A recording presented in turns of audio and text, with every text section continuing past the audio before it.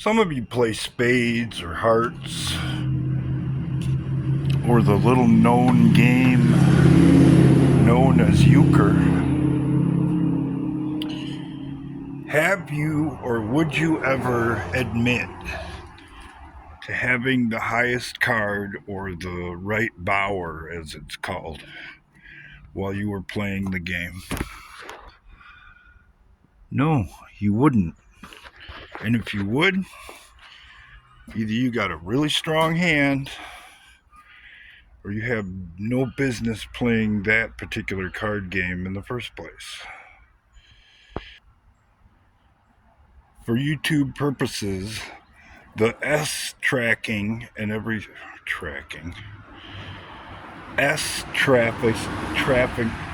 just throwing me off. The S trafficking and everything that goes along with it is the trump card in this game. Believe it or not, like it or not, it exposes the whole thing. If you really think, while the game is in play, that someone's going to admit that they have the highest trump card in the deck, I highly doubt it.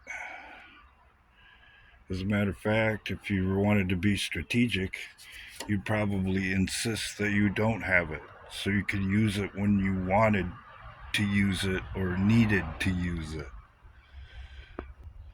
That's how this deep state card game is played, whether the general public understands it or not. Did he make a deal? Maybe. How will that play out? How will you know? Well, that's easy. The other side will back off. They'll quit hinting around that they want violent acts to happen and organizing things like the No Kings protest and all that. If that escalates, there was never a deal struck. And what you have to bear in mind, if you're going to play this game, whoever made the deal from the other side in the first place probably had no intention of ever keeping it when they agreed to it. And according to the art of the deal, if one side's not going to deal fairly and collectively, that means that the other side is free to do the same. So all bets are off. And you would never, ever admit that you have the highest card in the game before you actually used it. Other than that, I'm sure you're dying to know what's going on with the avalanche. Well, I decided to check the compression on all the cylinders again with a compression tester that didn't look like it came out of the box in 1969. And I got almost 200 on number 1, 125 on number 3, 125 on number 5, and 125 on number 7.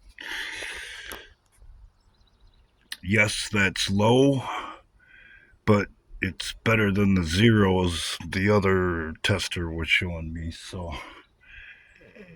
put it all back together again, made sure that all the coils have spark, all the injectors are firing, and that's what they're doing.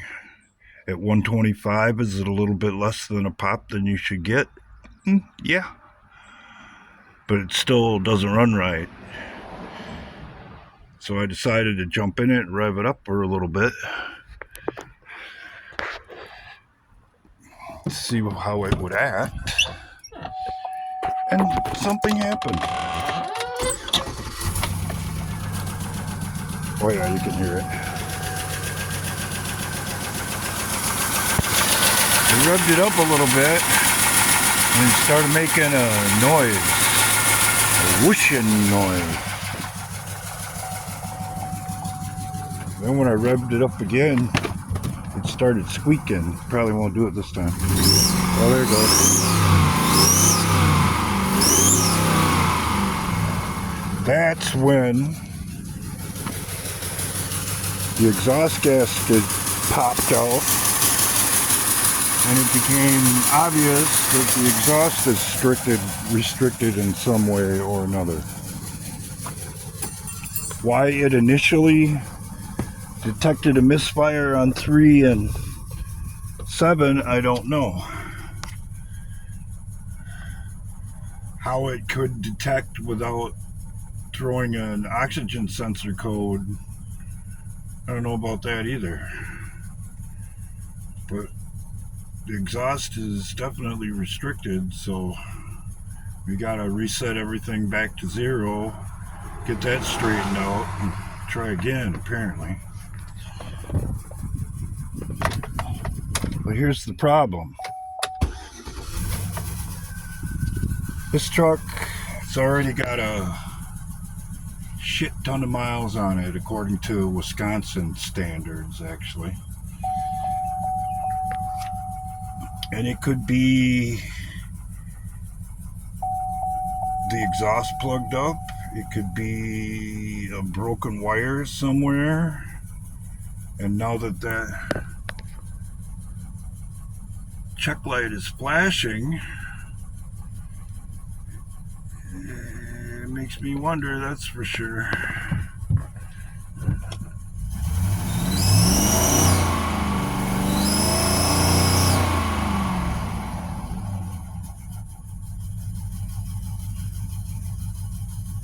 But not unlike the card game, the deep state card game that we're watching unfold in front of us, we're probably not going to know if the right move was made until it's made.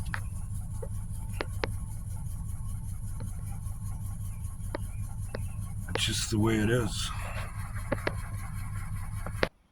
I told y'all a long time ago, long before YouTube started suspending subscribers from my subscriber list, long before views went from several hundred down to just a few, long before comments started disappearing from the comments section,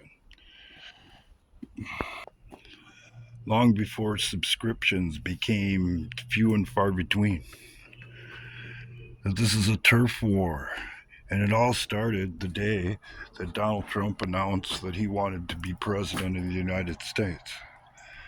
And the other side freaked out because they're afraid that he would expose all of the bullshit that they have been in and out of since they came into power.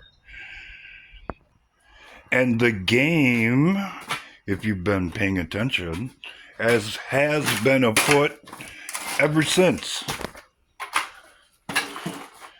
Do you think this is about all the bullshit they keep telling you that it's about? Well, then you believe a lot of other bullshit they've been feeding you along the way to get you to this point. So let me lay it out for you from the proper perspective. In order to win this game, number one, you have to survive to the end.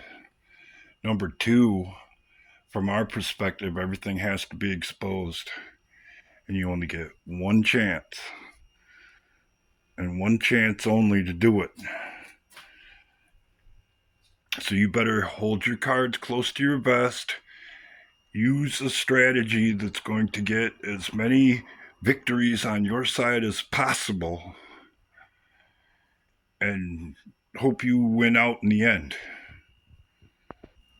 Because if you don't, no matter how much you know about how the rest of the machine works or even how the game is played, if you don't make the right moves in the end, you're not going to get the result you want.